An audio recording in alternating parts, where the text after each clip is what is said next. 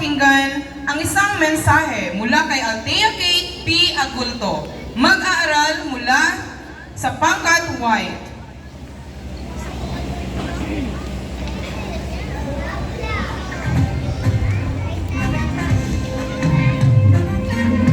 Sa aming tagamasid Pampurok, Dr. Marilyn D. Aga, minamahal naming puro, Dr. Janice A. Palaran, Kapitano ng Barangay, Kagalang-Galang, Josefina Joy Radingin, at mga konseho, mga guro, mga magulang, kamag-aral at mga panauhin. Magandang umaga po sa inyong lahat.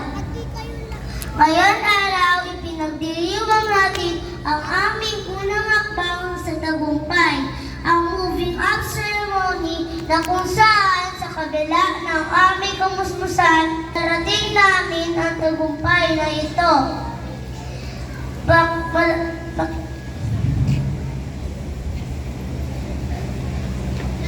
Masaya po kaming makita ang inyong mga ngiti. Ang tagumpay namin ito ay alay namin sa inyo.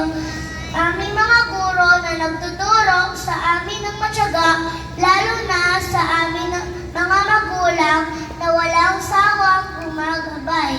Muli, isang mainit na pagbati, maligayang pagdalo sa ating lahat. Maraming salamat po.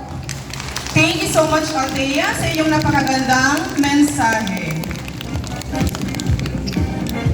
Pinanday, handa ng makibaka. Sa susunod na hakbang ay di nangangamba. Sila po ngayon ating tingalain at bigyan ng pagkilala.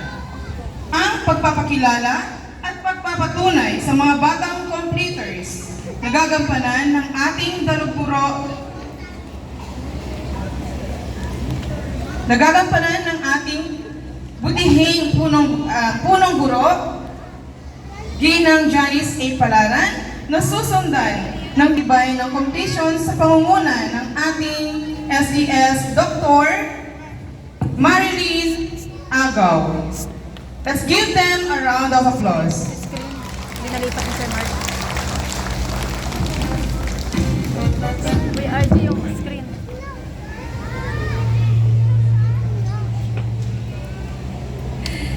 Kagalang-galang na taga-Masid Pampurok, Dr. Marilyn D. Agaw, tangal ko pong iharap sa inyo ang 54 na batang lalaki. Mga batang lalaki tayo. At 90 batang babae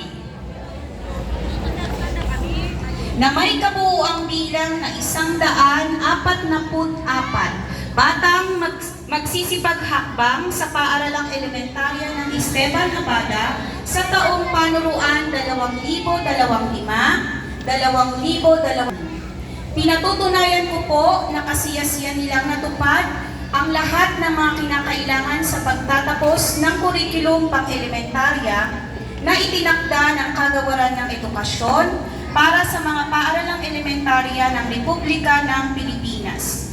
Kaya hinihiling ko po ang pagpapatibay ng kanilang pagtatapos.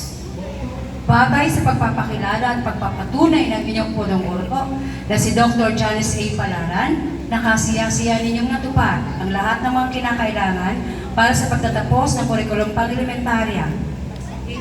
At sa bisa ng kapakitang iginakwad sa akin, na tagapamahala ng sangay ng mga paralang panlungsod, Lungsod Quezon, at sa bis na Dr. o Binibini Carling S. Delia ay pinatutunayan ko ngayong ika-27 ng Marso 2026 dito sa paralang elementarya ng Esteban Abada at nakaloob ko ang katunayan ng iyong paghakbang sa susunod na antas. Binabati ko kayong lahat.